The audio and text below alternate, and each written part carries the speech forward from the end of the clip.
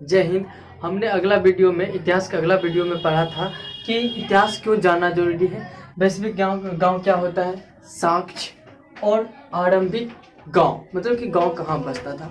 तो हम इस वीडियो में नहीं समझाने वाले। प्लीज़ आप अगला वीडियो जो हम इससे पहले जो डाले थे, पहला वीडियो आप देख सकते हैं। तो अब दूसरा वीडियो में हमने बोला कि दूसरा वीडियो में जो हम पढ़ने वाले हैं इतिहास के कालखंड। तो स्टार्ट करते हैं और इसमें जानते हैं कि इतिहास को कालखंड में क्यों तोड़ा गया, कैसे कैसे तोड़ा गया और क्यों। तो पहले हम सब देखते हैं कि इतिहास, ठीक है, इतिहास जो है हिस्ट्री, कि यह विषय क्या है। तो ये अतीत से लेकर के वर्तमान तक, अतीत से लेकर के वर्तमान तक होने वाली जितना भी घटना है उन सब का अध्ययन, कर्मिक अध्ययन हम जिस विषय में करते हैं, है ना, वही विषय इतिहास है। ठीक है, हम सिर्फ उसके समय को देखते हैं और समय के साथ होने वाली घटनाओं की जानकारियां जिस विषय से प्राप्त करते हैं ना, उसी को तो हम इतिहास की विषय कहते हैं। ठीक है, समझ में आ गया होगा, इतिहास के विषय कहते हैं। तो इतिहास बहुत लंबा है ना। तो इसको सही ढंग से क्रमबद्ध तरीका से समझने के लिए इसको कालखंड में बांटा गया। ठीक है, कालखंड में बांटा गया। तो इसके जो है 3 कालखंड है। तो पहला जो कालखंड है ना वो प्राचीन है, प्राचीन इतिहास, और दूसरा मध्य इतिहास, और तीसरा आधुनिक इतिहास है, मॉडर्न जमाना है। ठीक है, तीसरा जो है वो आधुनिक इतिहास, मॉडर्न जमाना है, स्टाइलिश, है ना। तो अब हम देखेंगे कहाँ से कहाँ तक प्राचीन इतिहास, कहाँ से कहाँ तक मध्यकालीन इतिहास, कहाँ से कहाँ तक मॉडर्न इतिहास। ठीक है, तो देखते हैं, ये सबको लिख लिया है और हमको बस समझना है। तो ध्यान से सुनिएगा कि ये कहानी है ना, इस कहानी को आप ध्यान से सुनिएगा, सब समझ में आएगा। कि इसमें देखो कुछ कि हम इतिहास को समझेंगे, उसके कालखंड को समझने वाले हैं। तो सबसे पहले जो हमको समझना पड़ेगा तिथियों का मतलब, वो तिथियों को किस प्रकार से गिनता था। तो मतलब कैसे समझता था, अरे वो तिथि को कैसे गिनता था, हमको ये समझना है कि वो। तो देखो सबसे पहले तिथि जो है, तिथि की जानकारी प्राचीन काल से ही हो गया था। प्राचीन काल से ही तिथि को गिना जाने लगा, गिना जाता था। तो वह विक्रम संवत और शक संवत के द्वारा होता था। ठीक है, उसको जो गिना जाता था समय को विक्रम संवत और शक संवत के द्वारा। तो देखते हैं कि जो ईसा मसीह, ठीक है, कि ईसा पूर्व ईसवी ई कब आया। तो देख, जब ईसाई धर्म परिवर्तक, ठीक है, ईसाई धर्म के सबसे बड़ा धर्म परिवर्तक ईसा मसीह का जन्म हुआ, तो उसके जन्म को सभी पृथ्वीवासी, या बोल सकते हो सभी वैज्ञानिक लोग, या ठीक है, उसको जन्म को मान लिया 0। ईसा मसीह के जन्म को मान लिया 0। और ईसा मसीह के जन्म के पहले जितना भी घटना हुआ, ठीक है, ईसा मसीह के जन्म के पहले वो सबको मान लिया कौन सी, ईसा पूर्व। ईसा मसीह के जन्म के पहले की जो काल है, जो तिथि है, सबको माना गया ईसा पूर्व। और इसको अंग्रेजी में ईसा पूर्व हम लोग हिंदी में कहते हैं, ईसा पूर्व हिंदी में, और अंग्रेजी में इसको कहते हैं बीसी यानी बिफोर क्राइस्ट। ठीक है, तो ईसा मसीह के जन्म को 0, और ईसा मसीह के जन्म के पहले जितना समय था, जो भी घटनाएं थी, जो भी समय को बोला गया, तो वह बोला गया ईसा पूर्व हिंदी में। और इंग्लिश में बीसी, बिफोर क्राइस्ट। तो ये आपको पता चल गया। अब चलते हैं ईसा मसीह के जन्म के बाद। ईसा मसीह के जन्म के बाद के समय को हिंदी में ईस्वी, ठीक है, ईस्वी बोला गया, और इंग्लिश में इसी को एडी, ठीक है, एडी बोला गया, एनो डोमिनिन, ठीक है, एडी। जैसे देखो फिर से, ईसा मसीह के जन्म को जीरो माना गया। ईसा मसीह के जन्म के पहले को ईसा पूर्व और ईसा मसीह के जन्म के बाद को ईसवी। ठीक, 2500 ईस्वी पूर्व यदि हम आपसे बोल दें तो इसका मतलब हुआ ईसा मसीह के जन्म से 2500 साल पहले। ठीक, यदि हम बोल दें 9 ईस्वी, हम बोल दें खाली 9 ईस्वी जी, कि ईसा मसीह के जन्म के 9 साल बाद करके। अब जैसे क्या है, मान लो कि 2022, तो 2022 है तो कौन सी है, ईसा मसीह 2022 ईस्वी, कौन सी बोलेंगे 2022 ईस्वी, है ना। इसका मतलब हुआ कि ईसा मसीह के जन्म के बाद 2022 वर्ष बाद। ठीक है, इसके बाद। ठीक है, अब इसको समझ चुके हैं, इसमें कोई दिक्कत नहीं होना चाहिए। ठीक है, ईसा पूर्व रहे तो ईसा मसीह के जन्म से पहले, और ईस्वी रहे तो जन्म के बाद। तो अब हम देखते हैं कौन सी इतिहास। तो इतिहास में हम देखे थे कि इतिहास को क्यों पढ़ना जरूरी है ना, इसका साक्ष्य कैसे मिलता है, ये वो हम अगला वीडियो में देख लिए। यदि नहीं देखे तो आप अगला वीडियो जाके देख सकते हैं। देखो, जानते हैं कि इतिहास लगातार चलते रहता है, तो काल खंड में बांटने से ना तो उसमें कोई अंतर नहीं होगा। ठीक है, कोई बाधाएं नहीं होगी। ठीक है, तो काल खंड में बांट लिया ताकि हम इसको आसानी से अध्ययन कर सके। तो देखो, हम पहला देखते हैं, तो इतिहास को कितने कालखंडों में बांटा गया है, तो इतिहास को 3 कालखंड में बांटा गया है, प्राचीन, मध्य और आधुनिक। ठीक है, अब देखते हैं कि भारत के जो प्राचीन इतिहास वो कहाँ से स्टार्ट होता है। तो भारत के प्राचीन इतिहास, जो भारत का जो प्राचीन इतिहास है वह आरंभिक मानव, ठीक है, वो आरंभिक मानव से 8वीं शताब्दी ईसा पूर्व तक है। वो आरंभिक मानव से 8वीं शताब्दी ईसा पूर्व तक है। ईसा पूर्व और ईसा पूर्व हम अभी समझे, 8वीं शताब्दी ईसा पूर्व मतलब 700 से 750, यानी कि 700 से 800।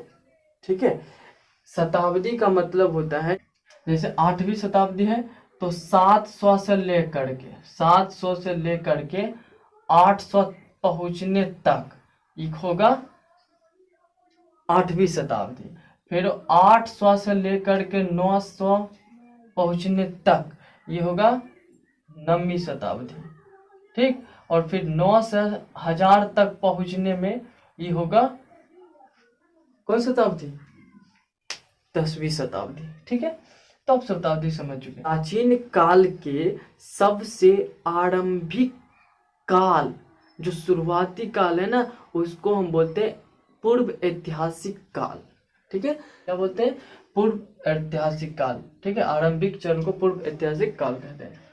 प्राचीन काल में जो इंसान है आग जलाना, खेती करना, पहिया बनाना, ठीक है, पशुपालन, ये सब सीख चुका था। अब तुम्हें बताओ, जब खेती करना सीख गया था कौन में, प्राचीन काल में। ठीक है, प्राचीन काल देख रहे हैं कि कहाँ से कहाँ तक है, शुरू से लेकर कहाँ तक, 8वीं शताब्दी ईसा पूर्व तक। कहाँ तक, 8वीं शताब्दी ईसा पूर्व तक, शुरू से। ठीक है, जब प्रारंभिक मानव आया धरती पर तहिया से आग जलाना, पहिया बनाना, है ना, खेती करना, पशुपालन, ये सब सीख चुका था।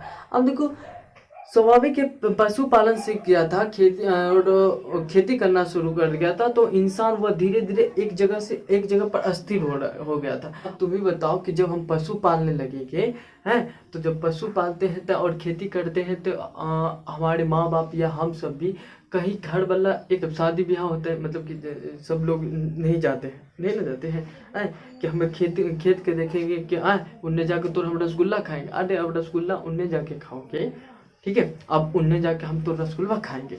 अब रसगुल्ला तो नहीं ना खाएंगे, अब उन्हें हम रसगुल्ला खाएंगे, तीन ने हमारे पशु की करेगा, हमारे गैया की करेगा, नहीं भूखले रहेगा, है ना। तो ये लगे हम नहीं जाते हैं। तो उसी प्रकार से ये लोग भी एक जगह अस्थायी हो गए थे। और शुरू में क्या होता था कि घूमना पड़ता था जंगल इसको खाने पीने की तलाश में। तो जब खेती करना प्रारंभ जैसे ही हुआ तो वह एक जगह अस्थायी हो गया, फिर धीरे धीरे अस्थायी होगा तो स्वाभाविक है गांव बनने लगेगा। तो गांव बनने लगा, लोग गांव, फिर शहर, फिर इस तरह से बहुत ज़्यादा मतलब शहर वहर बनने लगा। अब देखो जैसे जैसे आगे बढ़ा, अब ये धीरे धीरे धीरे धीरे राज्य बनने लगे, राज्य से साम्राज्य की ओर स्थापित होने के लिए चले गए। तो देखो छठी शताब्दी आया, तो छठी शताब्दी ईसा पूर्व में जो है साम्राज्य बना। ठीक है, छठी शताब्दी ईसा पूर्व जैसी प्रारंभ हुआ तो एक बहुत बड़ा साम्राज्य बना, और साम्राज्य बना। ठीक है, अंत इतने छठी शताब्दी के छठी शताब्दी ईसा पूर्व के बात कर रहे हैं। ठीक है, ईसा मसीह के जन्म के पहले की बात, इधर नहीं समझना। ठीक है, ईसा पूर्व की बात कर रहे हैं, एक साम्राज्य बना। ठीक, और फिर छठी शताब्दी में छठी शताब्दी खाली बोले, छठी शताब्दी ईसा पूर्व नहीं, छठी शताब्दी ईसा पूर्व में साम्राज्य की स्थापना हुई, और छठी शताब्दी में साम्राज्य टूटने लगा। ठीक है, यानी कि ईसा मसीह के जन्म से 600 साल पहले, ठीक है, छठी शताब्दी यानी 600 साल पहले, ठीक है, साम्राज्य बना, और 600 साल बाद यह साम्राज्य विघटित हो गया। कहाँ के? भारत के। इतना घटना हुआ कौन सी में? प्राचीन काल में।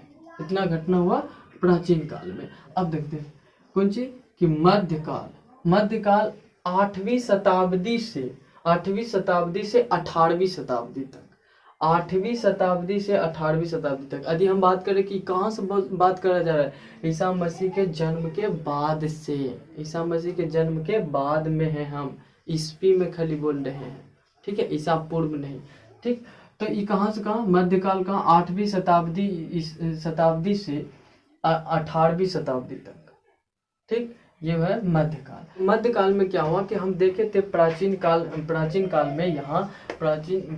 प्राचीन काल में साम्राज्य विघटित होने लगा, छोटा छोटा राज्य में टूटने लगा, और इसमें 1850 ईस्वी ऐते जो है 1850 ईस्वी ऐते वह साम्राज्य और भी कमजोर पड़ने लगा।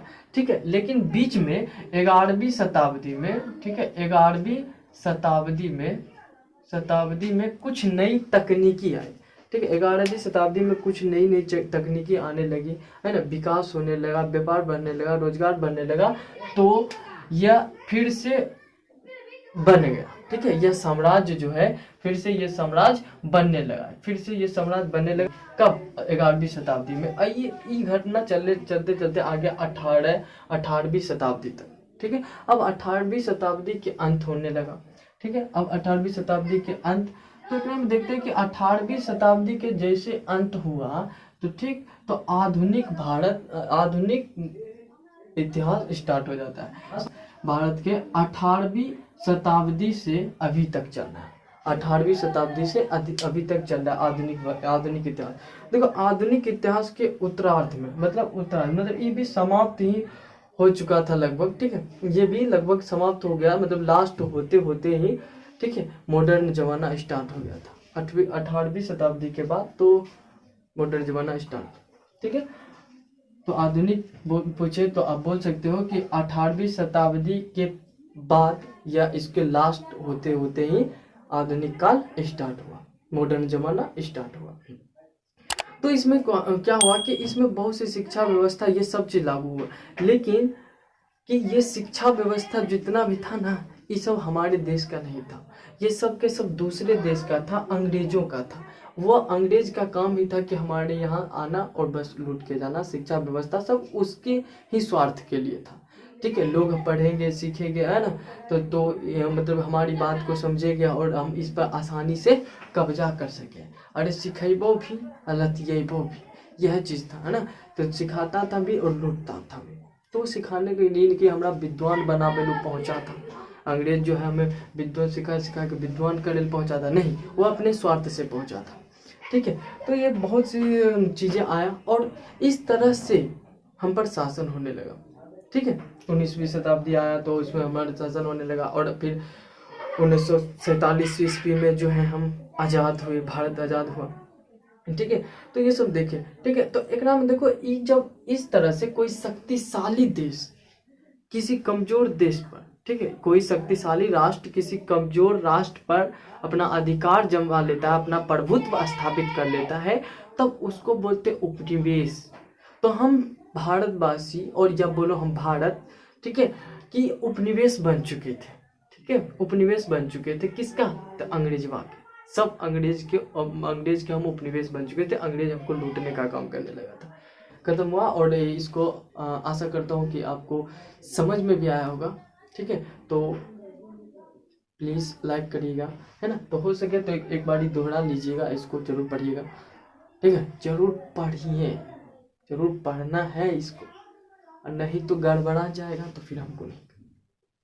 इसके आगे जो पढ़ने वाले हैं, मानव जाति के इतिहास को हम कैसे जानते हैं, ठीक है, उसकी जो निर्धारण, उसकी तिथि, मतलब कि उसका जो साल निर्धारण कैसे कर देते हैं, भौगोलिक स्थितियाँ क्या थी भारत की। तो ये सब बहुत सी जानकारियाँ हम अगले वीडियो में करने वाले हैं। तो थैंक यू, और देखते रहिएगा।